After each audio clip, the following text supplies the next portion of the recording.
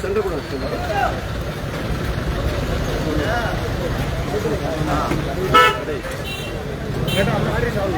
ഇതൊന്നും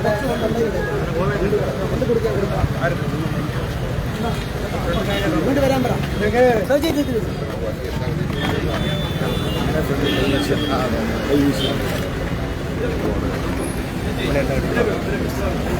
ഇവിടെ ഈ ഹോട്ടൽ ലെഫ്റ്റ് സൈഡ്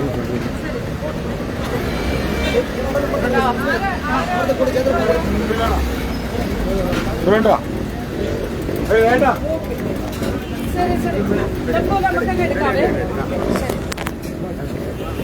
മൂന്ന് ക്യാമറ ഒരുമിച്ച്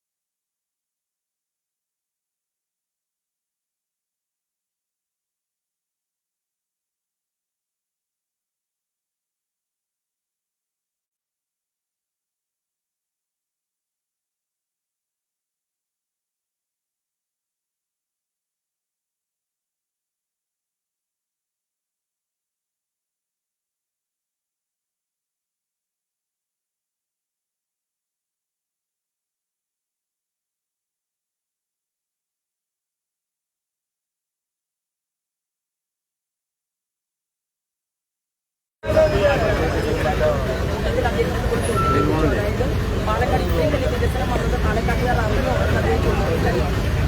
അത് 1800 ഏക്കർ സ്ഥലം ഇവിടെ സ്മാർട്ട് സിറ്റി വേണ്ടി സ്ഥലത്തിരിക്കുന്നത്. ഒരു ഫ്ലഡ് ബോർഡ് പോലും ഇവിടെ നരേന്ദ്രമോദിക്ക് അഭിനന്ദനം അറിയിച്ചിട്ടുണ്ട്. 3800 കോടി കേരള ഗവൺമെന്റ് ഇതെല്ലാം നിങ്ങൾ അറിഞ്ഞോ എന്ന് അദ്ദേഹം അതുപോലെ തന്നെ എന്റെ സഹപ്രവർത്തകരെയും കൂടി ഒരു റൂമിലിരുത്തിക്കൊണ്ട് ചോദിക്കുകയുണ്ടായി. അപ്പൊ അദ്ദേഹം പറഞ്ഞു, ഇവിടെ ജനങ്ങൾ, പാലക്കാടിലെ ജനങ്ങൾ വളരെയധികം കൃത്യതയോട് കൂടിയിട്ട് ഈ കാര്യങ്ങളെല്ലാം അറിയുമ്പോൾ വികസനത്തിന് വേണ്ടി അവർ സെലക്ട് ചെയ്യാൻ പോകുന്നത് തീർച്ചയായിട്ടും ശോഭയായിരിക്കും എന്ന് അദ്ദേഹം പറഞ്ഞു. ഞങ്ങൾ തീർച്ചയായിട്ടും അദ്ദേഹം പറയുന്നതിന് മുമ്പ് തന്നെ ഈ പർട്ടിക്കുലറായിട്ടുള്ള വിഷയം ഞങ്ങൾ ചർച്ച ചെയ്തിട്ടില്ലെങ്കിൽ കൂടി ഇവിടെ എന്തുകൊണ്ട് 5 കോടി രൂപയുടെ വികസനം നടത്താനുള്ള ഒരു MLA ആവാനായിട്ടല്ല അവരുടെ ശോഭ മത്സരിക്കുന്നതെന്ന് ഞാൻ അവരോട് പറഞ്ഞിരുന്നു.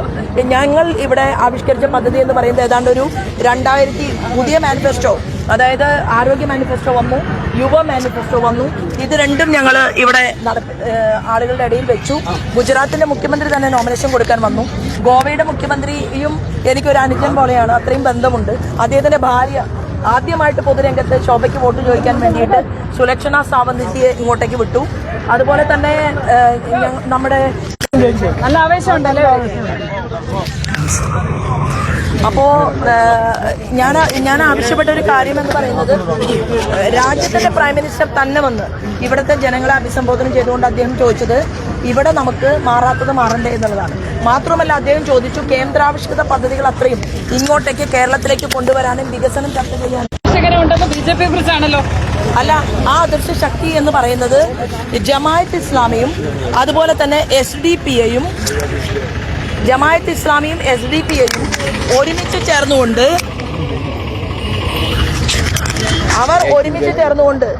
നോക്കൂ, മുമ്പൊക്കെ പറഞ്ഞിരുന്നു, നമ്മുടെ പണ്ട് ലീഗിന്റെ ലീഡർ സിദി ഹാജി പറയുമായിരുന്നു, അതായത് വെള്ളിത്തളികയിൽ ഞങ്ങൾ മന്ത്രിമാരെ പാണക്കാട്ടേക്ക് കൊണ്ടുപോകും.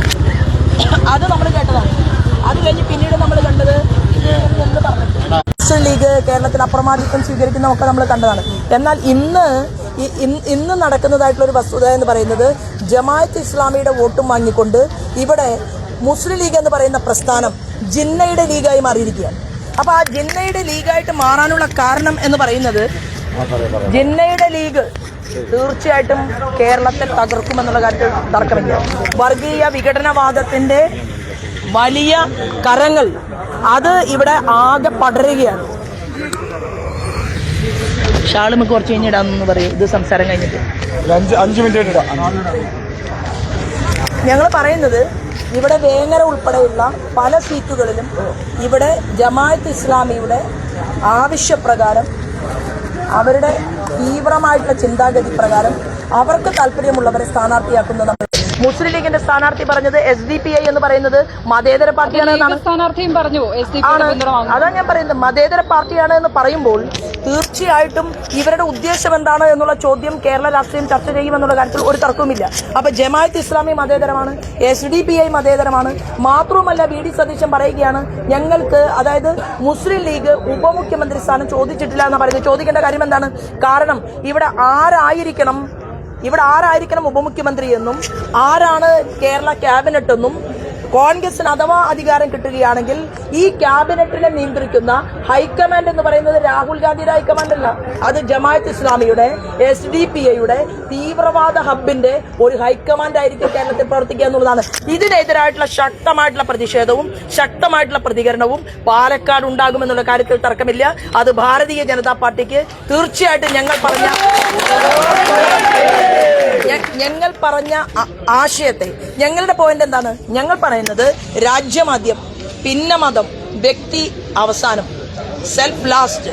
അപ്പൊ സബ്കാ സാത്ത്, സബ്കാ വികാസ്, സബ്കാ പ്രയാസ്, ഈ 3 പോയിന്റുകൾ മുന്നിൽ വെച്ചുകൊണ്ട് ഈ രാജ്യത്തിന്റെ ഒരു IIT കിട്ടിയിട്ട് അതിനാവശ്യമായിട്ടുള്ള സ്ഥലം അക്വിസിഷൻ ചെയ്ത് കൊടുക്കാൻ സാധിക്കില്ല എന്ന് പറഞ്ഞാൽ അത് കേന്ദ്രത്തിന് ചെയ്യാൻ സാധിക്കില്ല, പണമല്ലേ കൊടുക്കാൻ പറ്റൂ.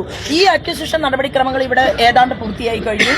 അപ്പോൾ ഒരു സുവർണ കോറിഡോറിന്റെ ഭാഗമായിട്ട് പാലക്കാട് മാറുമ്പോൾ ആ പാലക്കാട് അതായത് BJPയുടെ ടീമിനകത്ത് നിന്നുള്ളവർ ആരോഗ്യവകുപ്പ് കൈകാര്യം ചെയ്താൽ പരിസ്ഥിതി, അതായത് നമ്മുടെ ഈ സംസ്ഥാനത്തിന്റെ പരിസ്ഥിതി സംരക്ഷിക്കാൻ ആവശ്യമായിട്ടുള്ള സംവിധാനങ്ങൾക്ക് ഒരാളുണ്ടായാൽ, വൈദ്യുതി വകുപ്പ് ഒരാൾ കൈകാര്യം ചെയ്താൽ, ഇപ്പൊ 48 മണിക്കൂർ ഒരാൾക്ക് ആഭ്യന്തര വകുപ്പ് കിട്ടിയാൽ എന്താ ഞങ്ങൾക്ക് കേരളത്തെ മുന്നോട്ട് നയിക്കാൻ സാധിക്കില്ലേ? 2.5% വോട്ടിൽ നിന്ന് ബിപ്ലവ് കുമാറിന് അവിടെ ത്രിപുരയിലെ മുഖ്യമന്ത്രിയാകാമെങ്കിൽ ഭാരതീയ ജനതാ പാർട്ടിക്ക് ഇന്ന് ഇവിടെ തന്നെ പാലക്കാട് അതിശക്തമായിട്ടുള്ള വേരോട്ടമുണ്ട്.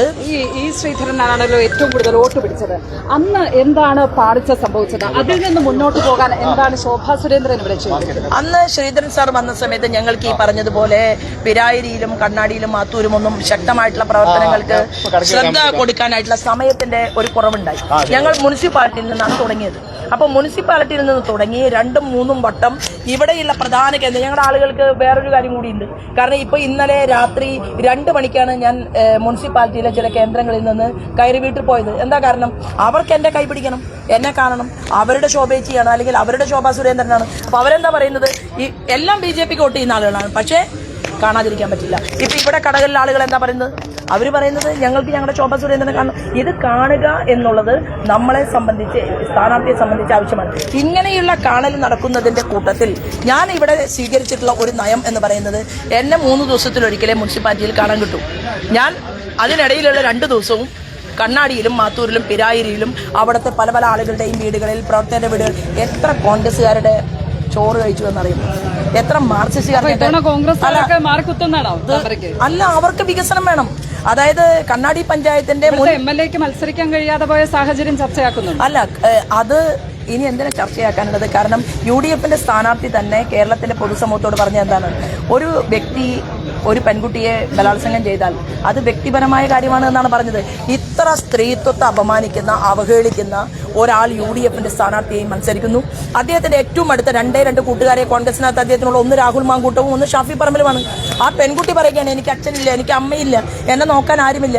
എന്നെ ഇങ്ങനെ ഒരു വിഷയത്തിന് വിധേയമാക്കുന്ന സമയത്ത് വീഡിയോ കോൾ വിളിച്ച് ആശാനെ കാണിച്ചു കൊടുക്കുകയായിരുന്നു പ്രക്ഷോഭം എന്ന് പറഞ്ഞിട്ട് കൂടി ആ പ്രക്ഷോഭിനെ തള്ളിപ്പറയാൻ സാധിക്കാത്ത UDFന്റെ സ്ഥാനാർത്ഥി ഇവിടെ നിൽക്കുമ്പോൾ ഇവിടുത്തെ അമ്മമാരുടെ പ്രതിഷേധം അത് ശക്തമായിട്ടുണ്ടാകുമെന്നുള്ള കാര്യത്തിൽ ഒരു തർക്കവുമില്ല. ഇപ്പോൾ അവിടെ തടഞ്ഞതിനെതിരെ ശോഭാ സുരേന്ദ്രനും വലിയ തോതിൽ സൈബർ അറ്റാക്ക് ചെയ്യപ്പെടുകയാണ്. അല്ല, അതായത് അവിടെ എന്താ സംഭവിച്ചത്? ഇദ്ദേഹം ഈ കാര്യങ്ങൾ സംസാരിച്ചതുകൊണ്ട് പാലക്കാടിലെ അമ്മമാർക്ക്, സ്ത്രീകൾക്ക് മനസ്സിനകത്ത് വല്ലാത്ത വേദനയുണ്ടായി. പീഡനത്തിനെതിരാണ് ഞാൻ എന്ന് പറയണ്ടേ? ഇവിടുത്തെ അമ്മമാരുടെ കൂടെ ഞാൻ നിൽക്കുന്നു ഒരു പെൺകുട്ടിയും പീഡിപ്പിക്കപ്പെടാത്ത പാലക്കാടാണ് എന്റെ സ്വപ്നം എന്നല്ലേ UDFന്റെ സ്ഥാനാർത്ഥി പറയേണ്ടത്? മറിച്ച് ധിക്കാരപരമായിട്ടുള്ള ഒരു സമീപനം സ്വീകരിക്കുന്നു. ഇങ്ങനെ മാധ്യമ ലോകത്തോട് സംസാരിക്കുന്നു. കേരളം മുഴുവൻ അത് കാണുന്നു. അത് നമ്മുടെ കേരളത്തിന് അപമാനകരമായ സാഹചര്യം ഉണ്ടാക്കിയപ്പോഴാണ് അമ്മമാർ അവിടെ അദ്ദേഹത്തിനെതിരെ സംസാരമുണ്ടായത്. അത് കഴിഞ്ഞപ്പോൾ കൂടെയുള്ള ടീമിൽ നിന്നുള്ളവർ അതിശക്തമായി തെരുവിളികളുണ്ടായി. അത് കഴിഞ്ഞ് അവിടെ കൗൺസിലറുടെ ഭാഗത്ത് നിന്ന് അദ്ദേഹത്തോട് ചോദ്യം, നിങ്ങൾ എന്ത് നേതാവാണ് ചോദ്യം ചെയ്യുകയാണ്? ഇതെല്ലാം നമ്മൾ കണ്ടു. അങ്ങനെയാണെങ്കിൽ തൃശ്ശൂരിൽ നമ്മുടെ ദേവനെ 2 മണിക്കൂർ സമയമല്ലേ തടഞ്ഞു വെച്ചത്? ഒരു ഫിലിം സ്റ്റാർ ശ്രീമാൻ ദേവനെ പോലെയുള്ള ഒരാൾ കിറ്റ് കൊടുക്കാൻ പോയി എന്നാണ് ഒരു കഥയുണ്ടാക്കിയത്. ശ്രീമാൻ പ്രതാപന്റെ നേതൃത്വത്തിൽ, മാർക്സിസ്റ്റ് പാർട്ടിയുടെ നേതൃത്വത്തിൽ ഒരുമിച്ച് അവിടെ തടഞ്ഞു വെച്ചു. ഞങ്ങളുടെ പോയിന്റ് ഇത്രയേ ഉള്ളൂ. ഇവിടെ ഈ വിഷയം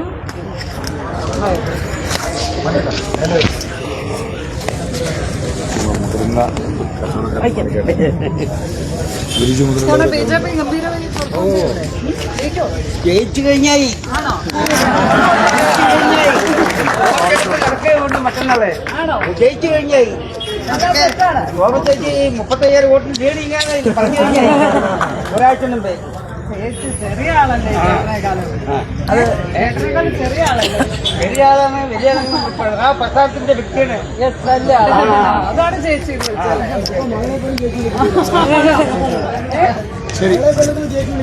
ആണോ?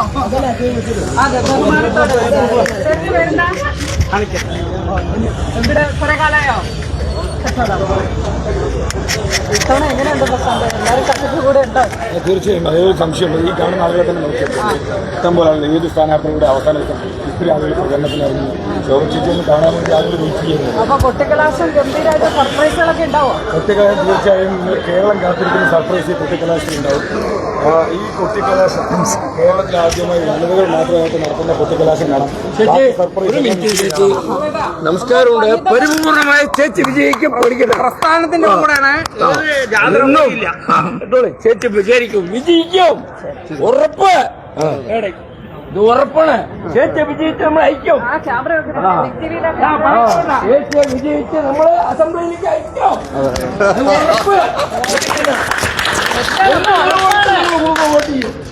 അപ്പൊ ഉറപ്പാണല്ലേ ഇവിടെ വലിയ ഈ സ്ത്രീകൾ മാത്രമുള്ള കൊട്ടിക്കലാശം മെസ്സേജ് ആയിരിക്കും അല്ലേ? നമുക്ക് നോക്കൂ, കേരളത്തിന്റെ നിയമസഭയ്ക്ക് അത് ഇപ്പൊ തന്നെ കഴിഞ്ഞ 10-20 വർഷമായിട്ട് കേരളത്തിലെ സ്ത്രീ സമൂഹത്തിന് വേണ്ടി, അത് കോൺഗ്രസിൽ പ്രവർത്തിക്കുന്ന സ്ത്രീ ആകട്ടെ, മാർക്സിസ്റ്റ് പാർട്ടിയിൽ പ്രവർത്തിക്കുന്ന സ്ത്രീ ആകട്ടെ, അമ്മമാർക്ക് വേണ്ടി, സ്ത്രീകൾക്ക് വേണ്ടി ഇത്രയും സ്ത്രീകൾക്ക് കൊടുത്താൽ പോരാ എന്ന് പറഞ്ഞുകൊണ്ട് കേരള നിയമസഭയിൽ നിങ്ങൾ കൂടുതൽ പേരുണ്ടാകണമെന്ന് പറയുന്ന ഒരു സ്ത്രീ കൂടിയാണ് ഞാൻ. അപ്പോൾ വ്യക്തിപരമായിട്ട് പോലും അതിൽ നിന്ന് എനിക്ക് എന്ത് നെഗറ്റീവ് ഉണ്ടാകുന്നു എന്ന് ചിന്തിച്ചിട്ടല്ല. കേരളത്തിൽ സ്ത്രീകൾക്ക് കൂടി സമയം സമാഗതമായി എന്ന് പറഞ്ഞുകൊണ്ട് ചർച്ചകൾക്ക് നേതൃത്വം കൊടുക്കുന്ന ഒരു വ്യക്തി എന്നുള്ള രീതിയിൽ ഇന്ന് ജനാധിപത്യ മഹിളാ അസോസിയേഷന്റെ കഷ്ടപ്പെട്ട കഠിനാധ്വാനം ചെയ്ത ഇൻകുലാബ് സിന്ദാബാദ് വിളിച്ചുകൊണ്ട് പ്രസ്ഥാനമാണ് അവരുടെ ജീവിതം എന്ന് തീരുമാനിച്ച, കുടുംബം നോക്കാത്ത, കുട്ടികളെ നോക്കാത്ത, പ്രസ്ഥാനത്തെ ഒന്നാമതായി കണ്ടിട്ടുള്ള സ്ത്രീകൾക്ക് പോലും സീറ്റ് കൊടുക്കാൻ സാധിക്കാത്ത ഒരു പാർട്ടിയായി മാർക്സിസ്റ്റ് പാർട്ടി മാറുകയും MP വിജയരാഘവന്റെ ഭാര്യയായാൽ മാത്രം ബിന്ദുവിന് സീറ്റ് കിട്ടുകയും അതുപോലെ തന്നെ ശ്യാമളയ്ക്ക് സീറ്റ് കിട്ടാൻ വേണ്ടിയിട്ട് ആ അസ്തിത്വം വേണ്ടിവരികയും ചെയ്തു എന്ന് പറയുമ്പോൾ ഈ സമത്വ സുന്ദരമായിട്ടുള്ള സോഷ്യലിസം എവിടെ പോയി എന്നുള്ളത് ചർച്ച ചെയ്യപ്പെടുകയാണ് കേരള രാഷ്ട്രീയത്തിൽ. കോൺഗ്രസും അത് തന്നെയാണ്. ഞങ്ങൾക്ക് അഭിമാനത്തോടുകൂടി പറയാൻ സാധിക്കും, ഞങ്ങൾ ഏറ്റവും കൂടുതൽ സ്ത്രീകളെ ഈ തെരഞ്ഞെടുപ്പിൽ ഞങ്ങൾ സ്ഥാനാർത്ഥികളാക്കിയിട്ടുണ്ട്. മാത്രവുമല്ല 33% സംവരണം രാജ്യത്തിന്റെ പാർലമെന്റിലും അതുപോലെ തന്നെ രാജ്യസഭയിലും പാസ്സാക്കപ്പെട്ട ഈ കാലാംശത്തിൽ കേരള നിയമസഭയിൽ ശോഭ പോകണം എന്ന് ആഗ്രഹിക്കുന്നത് ഇവിടുത്തെ സ്ത്രീകൾ മാത്രമല്ല, കാസർഗോഡ് മുതൽ തിരുവനന്തപുരം വരെയുള്ള ഈ കേരളത്തിലെ ഏറ്റവും, ഞാൻ ജയിച്ചു വരുമ്പോൾ ഞാൻ പത്മയോട് പറയാൻ ആഗ്രഹിക്കുന്നു, കേരളത്തിൽ ഒരു ജോലിക്കാരിയെ പോലെ ഏറ്റവും കൂടുതൽ സമയം കഴിഞ്ഞ 30 വർഷമായിട്ട് പൊതുപ്രവർത്തന രംഗത്ത് ഇൻവെസ്റ്റ് ചെയ്യുന്ന ഒരു വ്യക്തി എന്നുള്ള രീതിയിൽ എന്നെ ഏറ്റവും നല്ല MLA ആയിട്ട് കേരള രാഷ്ട്രീയത്തിന് ഞാൻ സ്വയം സമ്മാനിക്കും. അതിൽ എന്തെല്ലാം പോസിറ്റീവാണോ ഉണ്ടാക്കിയെടുക്കേണ്ടത്, ആരുമായിട്ടാണോ ചർച്ചകൾ നടത്തേണ്ടത്, അതിൽ മാധ്യമ പ്രവർത്തകർക്കും അഭിപ്രായം പറയാം. അങ്ങനെ കേരളം ഒരു കഠിന പ്രയത്നം ചെയ്യുന്ന ഒരു MLA കേരളത്തിൽ കാണാൻ സാധിക്കും. അപ്പോൾ അതിന് നിങ്ങളുടെ കൂടി വിലപ്പെട്ട നിർദ്ദേശങ്ങൾ വേണം. 2031 മുഖ്യമന്ത്രിയായിട്ടാണ് പാലക്കാട് വരിക. അത് ഉറപ്പാണ്. ഇവിടെ എല്ലാരും ഈ ചേച്ചിന്ന് വിളിക്കുമ്പോഴേ ഞാൻ ആദ്യം അല്ല, അത് അല്ലല്ല, സംഘപരിവാർ പ്രസ്ഥാനത്തിന്റെ ഒരു പൊസിഷനിലിരിക്കുന്ന ഒരു വ്യക്തി, അതിപ്പോ ഒരു കുട്ടി മുഖ്യ ശിക്ഷക ആയാൽ പോലും 60 വയസ്സ് കഴിഞ്ഞ 65 വയസ്സ് കഴിഞ്ഞ ആള് അദ്ദേഹത്തിനെ റെസ്പെക്ട് ചെയ്ത്, അതാണ് സംഘടനയ്ക്കകത്തുള്ള ഒരു അഭിസംബോധന എന്ന് പറയുന്നത്. തമിഴ്നാട്ടിലൊക്കെ അമ്മ എന്ന് അതെ അതെ. ഓക്കെ, അപ്പോ അതാണ് സ്ത്രീകൾ പൊതുവെ രാഷ്ട്രീയത്തിലേക്ക് കടന്നു വരണം എന്ന് പറയുന്ന വിശാലമായൊരു ലക്ഷ്യം കൂടി ശോഭാ സുരേന്ദ്രന് ഉണ്ട് എന്നുള്ളതാണ്. അല്ല, കക്ഷി രാഷ്ട്രീയത്തിന് അതീതമായി പൊതുരംഗത്ത് ഞങ്ങൾ എപ്പോഴും അത് ശരിയാണ്. 7% അധിക വോട്ടർമാരാണ് വനിതകൾ. പക്ഷേ അവരുടെ റെപ്രസെന്റേഷൻ എവിടെ എന്നുള്ളത് വലിയ ചോദ്യമാണ്. അത് എല്ലാ പ്രസ്ഥാനങ്ങളുടെയും ഭാഗത്തേക്ക് ആ ചോദ്യം ഉയരേണ്ടതാണ്. രാഹുൽ ഗാന്ധിയുടെ ഒരു പ്രസംഗം എന്റെ ശ്രദ്ധയിൽപ്പെട്ടു. രാഹുൽ ഗാന്ധി പറഞ്ഞ എന്താണ്, സ്ത്രീ മുഖ്യമന്ത്രിയാകുന്നതിന് വേണ്ടി ആഗ്രഹിക്കുന്ന ആളാണ് എന്നാണ് പറഞ്ഞത്. അപ്പൊ വി ഡി സതീശന് സാരി കൊടുത്ത് പുറത്തിറക്കാനാണോ തീരുമാനിച്ചിട്ടുള്ളത്? അതോ കെ.സി. വേണുഗോപാൽ സാരി കൊടുത്ത് പുറത്തിറക്കും? നമ്മൾ അതിനെക്കുറിച്ച് പറഞ്ഞാൽ തന്നെ, അതായത് സ്ത്രീകൾക്ക് പ്രാതിനിധ്യം വേണം എന്ന് പറഞ്ഞാൽ തന്നെ അതിനെതിരെ ആക്രമിക്കുന്ന ഒരു വലിയ ആൺകൂട്ടമുണ്ട്. അല്ല, അപ്പൊ അത് ഇന്ന് കേരളത്തിലെ പൊതുസമൂഹമല്ല ആക്രമണത്തിന് നേതൃത്വം കൊടുക്കുന്നത്. ആ പൊതുസമൂഹത്തിലെ പുരുഷന്മാർക്ക് സ്ത്രീകൾ മുന്നോട്ട് പോകണമെന്ന് അവർക്ക് ആഗ്രഹമുണ്ട്. പക്ഷെ പാർട്ടികൾ വ്യക്തമായ രീതിയിൽ ഭരണത്തിന് നേതൃത്വം കൊടുത്ത രണ്ട് കക്ഷികളും അവസരം കിട്ടിയിട്ട് പോലും ഈ സ്ത്രീ ജനസാമാന്യത്തെ മുന്നേറ്റുന്നില്ല എന്നുള്ള ചോദ്യം ഈ തെരഞ്ഞെടുപ്പിൽ മാറ്റിവെക്കപ്പെടും എന്നുള്ള കാര്യത്തിൽ തർക്കമില്ല. തീർച്ചയായും കുറച്ചുകൂടി വിശാലമായ ചില രാഷ്ട്രീയ കാഴ്ചപ്പാടുകൾ കൂടി ശോഭാ സുരേന്ദ്രൻ ഇവിടെ പങ്കുവയ്ക്കുകയാണ്. നമുക്ക് എല്ലാവിധ വിജയാശംസകളും നേരാം ശോഭാ സുരേന്ദ്രന്. അപ്പോ നമ്മൾ വൈകിട്ട് തെരഞ്ഞെടുപ്പ് പ്രചാരണത്തിൽ ശോഭാ സുരേന്ദ്രനൊപ്പം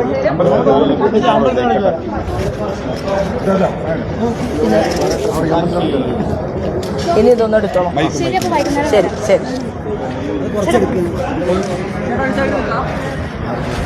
ഒരെണ്ണത്തിന് ചോപ്പാണ്, ഒരെണ്ണം കൂടി കിടന്നുണ്ട്. ഇതൊക്കെ എടുക്കും. ഇതും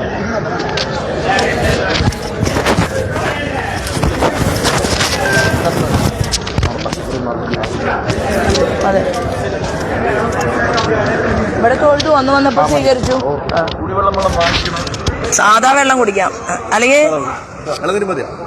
അത് മതി.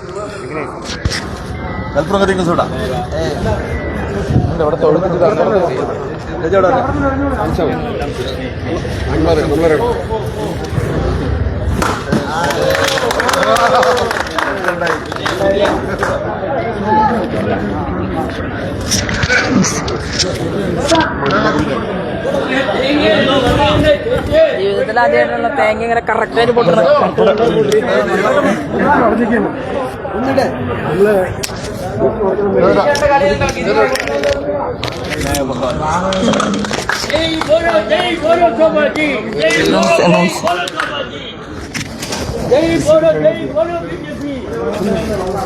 बोलो भारत माता की, बोलो भारत माता की जय जय बीजेपी,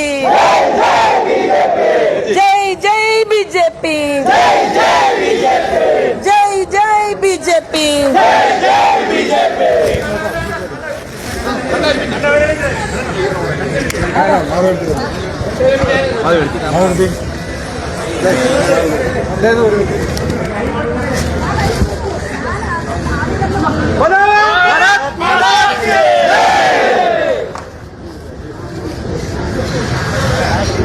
ശരി.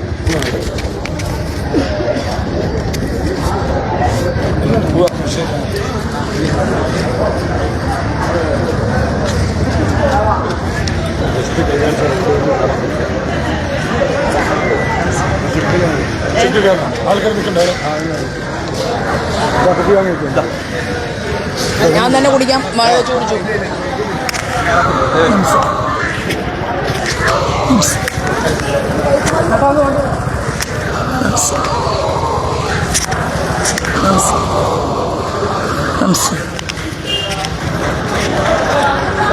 നമസ്തേ.